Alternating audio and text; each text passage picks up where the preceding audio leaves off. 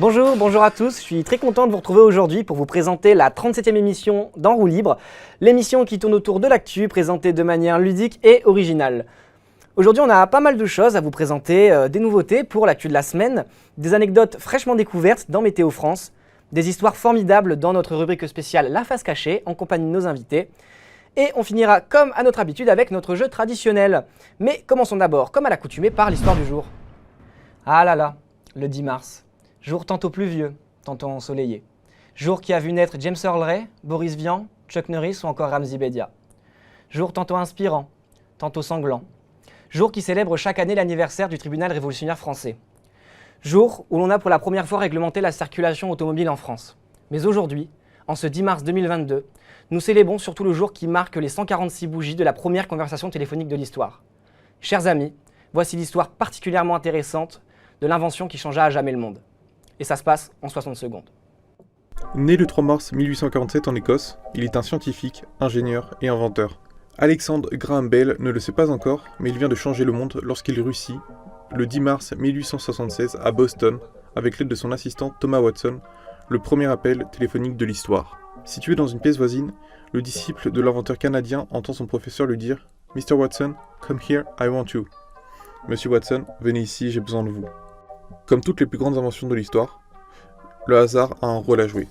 En effet, lorsqu'il était en train de mettre au point un système de télégraphie harmonique, Graham Bell découvre qu'un fil électrique est capable de restituer le son correspondant à la vibration d'un ressort d'acier placé à l'extrémité de ce fil. Partant de cette découverte, c'est ainsi que l'ingénieur d'origine écossaise construit avec son assistant un premier prototype de téléphone. Aujourd'hui, vivre sans son téléphone est inimaginable, avec la miniaturisation et la praticité de celui-ci. Et oui, malheureusement, aujourd'hui, le téléphone n'est pas dépourvu de vis. Bon, je pense qu'il est maintenant temps de passer l'antenne à Teddy pour changer un peu les idées. Météo France, c'est maintenant. Bonjour mesdames et messieurs. Aujourd'hui, dans votre actu météo, des animaux kamikazes, des débats ancestraux et une nouvelle discipline des jeux d'hiver. Attention, avalanche pour nos amis dans le département de l'Ain. En effet, un homme a créé une discipline de JO d'hiver. Il a décidé de descendre complètement ivre une piste de ski en voiture. La clim est assurée pour lui le lendemain de cette cuite. À Dijon, par contre, c'est une température plutôt chaude pour cette mamie de 70 ans qui fait planter et consomme son cannabis. On ne doute pas que ce soit pour une recette de grand-mère, du moins on l'espère. Une perturbation aura également lieu dans les Landes. En effet, il y a un anticyclone entre les nordistes et les sudistes qui se sont bagarrés pour une viennoiserie au chocolat. Oui, on veut prendre aucun risque. Mais vous alors, vous êtes plus pain au chocolat ou chocolatine ? Pour finir, sur la partie est de l'Hexagone, les précipitations sont à prévoir. Sortez les bougies car nos amis félins ont coupé le courant en s'électrocutant. Pas de peau. Et je vous laisse avec Louis pour finir les actualités de la semaine. Merci Teddy pour ces anecdotes très divertissantes. À l'avenir, on verra bien étudier en détail les recettes de nos grands-mamans. Bien, je pense que le moment est venu un peu de s'intéresser à ce qui se passe dans le monde.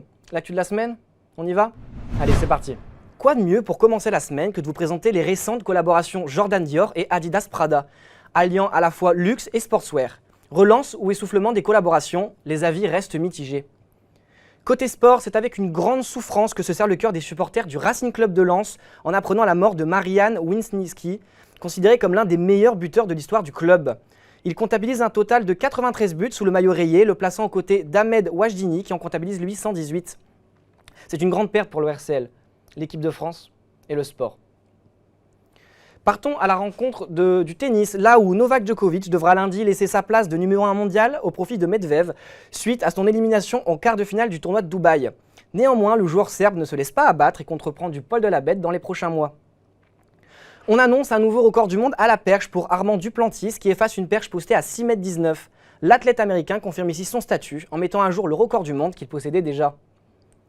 Des nouvelles venant de Formule 1 nous sont parvenues hier. Alpine a enfin pu déployer son nouveau bébé. L'A522 a été déployé ce jeudi sur le circuit de Barcelone et a affiché de très bonnes performances. Cependant, l'écurie française reste sur ses gardes concernant le prochain Grand Prix. Laissons-nous maintenant porter dans le futur, ou plutôt en Drôme, où on a pu apercevoir deux petits robots en train de servir et de débarrasser les tables dans un restaurant du coin. La restauratrice affirme qu'il ne s'agit en aucun cas de remplacer l'activité humaine. Peut-on seulement avoir des doutes ? Qui aurait pu imaginer un jour que le Wi-Fi serait aussi puissant que la liaison Ethernet? Eh bien, c'est le pari qu'avait fait Mediatek, qui aurait procédé à la démonstration de son tout nouveau Wi-Fi 7 ce mardi. L'Institut des ingénieurs en électricité et en électronique constate des effets équivalents à celui de l'Ethernet et devrait certifier cette norme d'ici 2024. Bien, je pense que nous avons fait le tour de l'actualité pop culture, cap sur art et patrimoine. Il est enfin arrivé, Pokémon Arceus débarque dans les bacs. Le tout premier Pokémon Open World en 3D sur grand écran aura fait rêver les fans depuis bien longtemps. C'est avec une grande tristesse que l'on apprend que Sega se retire définitivement du marché des bornes arcade. En 50 ans, Sega aura réussi à s'imposer en tant que pionnier et restera l'un des maîtres du temple du jeu vidéo. Une nouvelle a su se faire attendre côté littérature. On vient tout juste de recevoir le tout nouveau livre de Michel Houellebecq, Anéantir, aux éditions Flammarion. Notre équipe va dès à présent s'attaquer à la lecture de ce roman pour vous proposer une chronique sur notre site web dès la semaine prochaine. Une plume, un homme, une histoire. Protégé du roi et rendu célèbre par le théâtre, Jean-Baptiste Poquelin aura soufflé ses 400 bougies ce jeudi dernier. L'immense écrivain français, représenté par ses œuvres devenues classiques comme L'Avare, Le Misanthrope ou encore Le Malade imaginaire, sera représenté dans différentes expositions. Les festivités sont loin d'être terminées puisque le canard le plus riche du monde vient d'acquérir sa 75e pièce d'anniversaire. Le célèbre canard créé par Karl Barks se verra offrir un numéro spécial dans les bacs sur les semaines à venir. Grande nouvelle, nous avons enfin les résultats de l'Eurovision France. Alban et Aez représenteront donc la France lors de la 66e édition de l'Eurovision en mai prochain. La chanson s'appelle Fulen et ça ressemble à ça.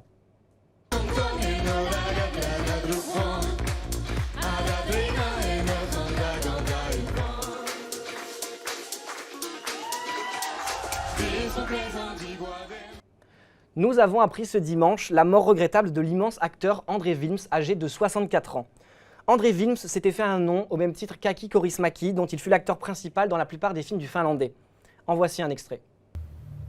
Oh, j'ai écrit un peu, mais mon succès n'a été qu'artistique. Ça nous arrivait de boire beaucoup, quand on avait une raison de faire la fête. Le tour de l'actu étant fait sur l'art et le patrimoine, direction la rubrique Science et Vie. Cette semaine, une start-up de Nancy vient de lancer la construction d'un service de transport capsulaire écologique. En effet, cette nouvelle conception de la mobilité urbaine serait entièrement dirigée par des intelligences artificielles et disponible en libre service. La mise en place de ce service devrait s'effectuer d'ici les JO 2024. Cette semaine, les découvertes sont à l'appel puisque la Timali du Gerdon est réapparue subitement dans les régions birmaniennes 73 ans après sa disparition. En effet, ce petit oiseau brun à l'apparence d'un moineau fut retrouvé grâce à la diffusion de son bruit dans son habitat naturel. Cette découverte marque le succès d'une méthode scientifique peu connue jusqu'alors. Et pour terminer l'actu de cette semaine, on va maintenant vous parler de la découverte d'un nouveau minerai remonté du manteau inférieur du globe terrestre, la davemaoïte. Ce minerai, déjà connu des scientifiques, était jusqu'alors synthétisé en laboratoire. Apparemment, la davemaoïte aurait été extraite, emprisonnée dans un diamant qui, soumise à de violentes poussées de gaz, aurait remonté jusqu'à la surface de la Terre. La possession de la pierre naturelle pourrait permettre aux scientifiques de perfectionner leur technique de synthétisation sur le minerai. Et c'est sur cette information que se conclut l'actualité de la semaine. Je crois qu'il est maintenant temps de faire tourner notre fameuse roue et de découvrir le thème qui nous donnera le thème de notre prochaine rubrique. Allons-y pour la roue. Et le voici, le thème de cette semaine. Les histoires d'aujourd'hui tourneront donc autour de la musique et sans plus attendre, j'aimerais comme à mon habitude vous présenter les invités de cette semaine. Aujourd'hui, on accueille donc Mathilde Pribliski, responsable chronique pour le Colors Show. Bonjour. Et Mélisande Virujeski, célèbre streameuse gaming info de la chaîne Mélisa. Bonjour. La face cachée, c'est à découvrir. Et à découvrir maintenant, juste après le jingle. Commençons la rubrique par les sorties d'albums. Stromae a annoncé sur les réseaux sociaux la sortie de son album Multitude. L'album, on vient tout juste de le recevoir en studio, l'avez-vous écouté ? Je l'ai écouté. Qu'en avez-vous pensé ? J'aime beaucoup, j'ai pu l'écouter 2-3 fois et c'est vrai que ça reste Stromae dans toute sa superbe. Je dois avouer qu'il m'avait manqué. Je suis d'accord avec vous. C'est donc le 4 mars 2022 que les précommandes ont été lancées et les premières dates de tournée annoncées. Il partira donc à bord du Multitude Tour pendant l'année 2023 en Belgique, en France et en Suisse. Au niveau des découvertes d'artistes, je vais vous parler d'Iliona, une artiste belge qui compose ses propres productions et qui écrit ses propres textes. Elle se fait connaître grâce à son titre Moins Jolie en 2020 et a sorti le 14 janvier son deuxième mini-album Tête brûlée. Quant à moi, je vais mettre l'accent sur Pomme. Il faut savoir que lorsqu'elle était en seconde, elle a autoproduit son premier CD. Et en 2017, elle a sorti son premier album, à peu près. Puis en 2020, a ressorti son album Les Failles Cachées, qui sera album révélation de l'année. Et en 2021, Pomme sera meilleure artiste féminine dans sa catégorie. Et si je parle de Pomme, c'est parce que lors d'une précédente émission, vous avez déjà parlé d'Aurora et qu'elle a fait récemment un feat avec Pomme qui s'appelle Everything Matters. C'est disponible partout, allez écouter. En parlant de titres et d'albums méconnus, savez-vous que les Simpsons ont sorti un album? Pas du tout. Absolument pas. Ils ont sorti un album en 1990 sous le nom de The Simpsons Sing the Blues. Le single phare de l'album est Do the Bartman qui a été premier au Royaume-Uni pendant 2 semaines, ce qui n'est pas rien. Et le titre s'est écoulé à plus de 2 millions d'albums au Royaume-Uni. Tous les personnages de la famille chantent, sauf Maggie évidemment, c'est l'enfant, mais également Monsieur Burns et Smithers qui interprètent Look at the Truth Idiot. Et pour la petite anecdote, Michael Jackson a participé à quelques-unes des chansons. Pas mal. Intéressant.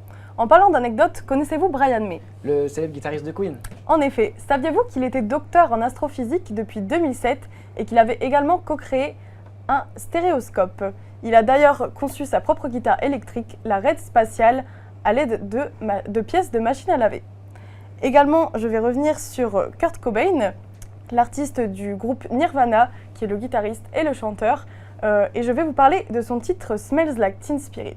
Derrière cette histoire, son ex-petite amie, qui, après une rupture assez difficile, a décidé de taguer sur son mur You Smell Like Teen Spirit. Il trouve cette phrase poétique et décide de s'en inspirer pour écrire sa chanson. Mais c'était sans savoir que Teen Spirit était en réalité une marque de déodorant pour adolescents. Intéressant comme anecdote. Moi j'en ai une par rapport au Daft Punk. Savez-vous combien de fois ils ont répété Around the World du même titre? Je dirais un peu plus de 80 fois. Une centaine de fois.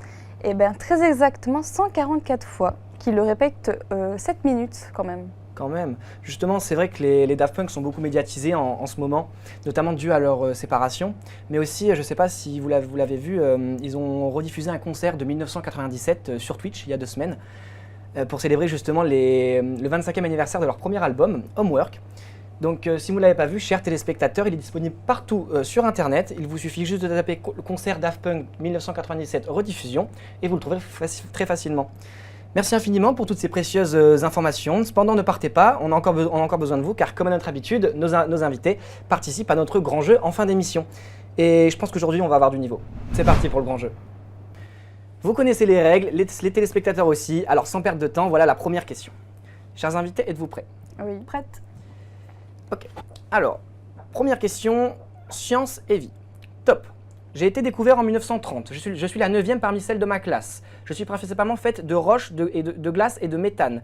Le 24 août 2006, j'ai été exclue de ma classe dû à ma petite taille. Mélisande? Pluton? Je suis Pluton. Exactement. Mon diamètre est environ celui du tiers de la Lune. J'appartiens au système solaire de la planète Terre. C'est ça. Un point pour Mélisande.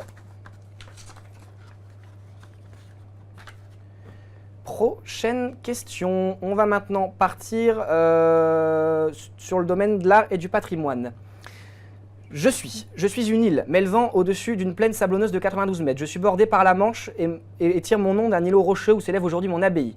Une ville s'est construite à ma surface et compte 29 habitants à l'année. Lieu de pèlerinage et site touristique, je suis également un conflit d'appartenance entre 2 régions. Au fil du temps, je suis devenu un élément emblématique du patrimoine français. Je suis conflit d'appartenance entre 2 régions. Non, je l'ai pas. Je suis le Mont-Saint-Michel.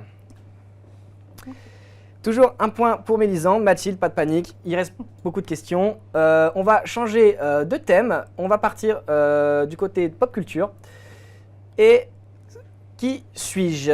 Je suis né le 23 juin 1972 à Marseille. Je suis un footballeur international français. J'ai occupé le poste de milieu offensif de 1988 à 2006 au sein de l'équipe de France. J'ai récemment pris en charge l'entraînement du Real de Madrid de 2016 à 2021. Rendu célèbre par mon coup de tête sur Zidane? Vous m'avez dit? Zidane? C'est une bonne réponse. Égalisation.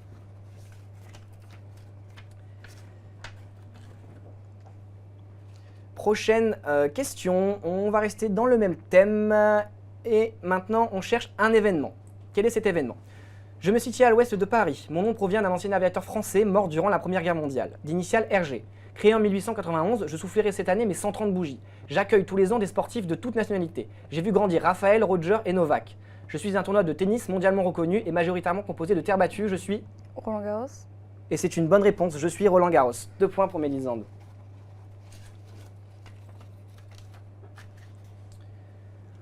On continue, cette fois-ci, on repart dans le thème science et vie avec cette prochaine question. On cherche un inventeur. Je suis un physicien théoricien né le 14 mars 1879. À l'âge de 16 ans, je renonce à ma nationalité allemande. Je reçois le prix Nobel de physique de 1921 par l'explication de l'effet photoélectrique. En 1901, je prends la nationalité suisse. Je publie ma théorie de la relativité restreinte en 1905 et en 1915 celle de la théorie de la gravitation. Je suis à l'origine de la formule E égale mc2. Je suis célèbre inventeur. J'aurais dit Einstein. Je suis Albert Einstein et c'est une bonne réponse. 3 points pour Mélisandre. Prochaine question, ce n'est pas joué. Mathilde, peut-être ce thème qui vous correspondra le mieux, pop culture. On repart pour une prochaine question. Qui suis-je? Je suis un chanteur et auteur-compositeur français, né le 2 avril 1996 à Longjumeau. En mars 2021, je suis l'artiste français détenant le plus de singles certifiés avec 19 singles de diamant. J'ai sorti 6 mixtapes et 2 albums studio. Et mon nom véritable est William Nzbozola. Ayant fait de nombreux featuring, j'ai notamment travaillé avec Niska, Nekfeu ou encore Orelsan. Je connais le succès en 2016 avec mon album Maintenant ils savent et j'enchaîne les récompenses. Plus connu sous le pseudonyme Eni, je suis célèbre rappeur français ayant collaboré avec Orelsan. Je suis Nino. Toujours 3-1 pour Mélisandre, rien n'est joué. On enchaîne sur une prochaine question. On s'intéresse maintenant à... on cherche un roman. Quel est ce roman? Je suis un roman d'aventure, publié en 1872. Considéré comme l'un des plus grands romans de mon auteur, mon intrigue se déroule dans plusieurs pays. Mon personnage principal, d'un flegme imperturbable, se déplace le plus souvent avec son fidèle serviteur. Au cours de mon voyage, je rencontre des personnages tels que Fix ou Mrs. Aouda. Mon intrigue fait l'objet d'un tour du monde. Je suis un roman de Jules Verne. Je suis... un roman de Jules Verne faisant l'objet d'un tour du monde. Le voyage... Ah, en Vous l'avez. 80 jours. Le tour du monde en Le tour 80 du jours. monde en Je vais quand même 80 vous l'accepter, vous l'aviez. Merci. 3-2, rien n'est joué. On rappelle que le jeu se termine en 5 points. Prochaine question. On cherche maintenant un sport. Quel est ce sport? Je suis un sport classé à la 11e position du classement sportif français par mon nombre de licenciés. Mon nombre d'adhérents augmente occasionnellement lors des vacances d'été. Je suis l'un des rares sports à organiser des compétitions mixtes, notamment très répandues au Vietnam ou au Maroc. Mon nom signifie très distinctement pied planté. À jouer seul ou en équipe, mon principe est basé sur le tour à tour. Je suis un jeu de boules dérivé du jeu provençal dont le but est de se rapprocher J'aurais dit la pétanque. au plus près d'un objectif. Je suis la pétanque. C'est une bonne réponse. 4-2. Un point et Mélisandre, vous remportez le jeu. Prochaine question. On cherche un plat. Quel est ce plat? Je suis un plat traditionnel, importé de Chine au début du XXe siècle. Je suis désormais entré dans la culture nippone. Considéré comme art culinaire et confectionné de manière très différente, je suis l'unique plat qui nourrit Naruto Uzumaki dans le plat éponyme. Je suis le ramen, principalement composé de bouillon de nouilles agrémenté de poisson. C'est ça. Et c'est une victoire pour Mélisandre. Mathilde, une prochaine fois peut-être, quand vous reviendriez. Bien, je pense qu'il est maintenant de passer à la question du candidat. Nous interceptons donc l'appel qui vient d'arriver. Bonjour Seb, tu es à l'antenne, comment ça va? Salut, salut. Nous sommes très contents de te recevoir aujourd'hui, j'espère que tu es motivé pour le dernier jeu de la chronique. Je suis carrément bouillant. Super, en plus on a un très beau cadeau pour toi, si tu parviens à répondre correctement à la question, on t'offre la Nintendo Switch avec le jeu Pokémon Arceus. Donc comme d'habitude, tu as 15 secondes pour répondre à la question et aucune erreur n'est possible. Ça marche. Ok, alors on est parti sans plus attendre avec la question du candidat. Seb, mets-toi en position, ça va être à toi. Je suis prêt. Et c'est parti. Quelle est la date exacte de la première communication téléphonique de l'histoire? Réponse A, le 10 mars 1876. Réponse B, le 10 mars 1878. Top, c'est parti, tu as 15 secondes. Première communication téléphonique. Il te reste 10 secondes, Seb. 10 mars 1876, vous m'avez dit la réponse Réponse A. A, 5 secondes. Ouais. Je dirais la A. Je valide la A. Est-ce ton dernier mot, Seb? Je bloque ces paroles. Et le 10 mars 1876 est une bonne réponse. Tu repars donc avec la Nintendo Switch et le jeu Pokémon Arceus. Félicitations à toi. Bravo Seb! Félicitations. Bien joué, tu vas pouvoir te régaler sur le jeu. Personnellement, je m'éclate. T'aimerais dire un dernier mot avant de partir? Petite dédicace à personne, fallait être là. Bien, merci Seb pour ta participation. Toute l'équipe te souhaite évidemment une bonne fin de semaine.